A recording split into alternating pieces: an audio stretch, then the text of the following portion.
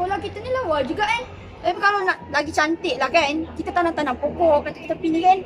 Tapi sekolah kita kurang tanam. Macam mana nak tanam? Kita buatlah vertical garden. Vertical garden ni tak perlu bertanam pun. Ruang yang digunakan pun terhad. So still bertanam pokok. Apa kata kalau kita tanam pokok lidah jin dengan spider plant, sebab tu tanaman ni boleh bersihkan udara kat sekolah tau. Itu juga, tanaman vertical garden menggunakan ruang yang sedikit kerana ini disusun dengan bergerak.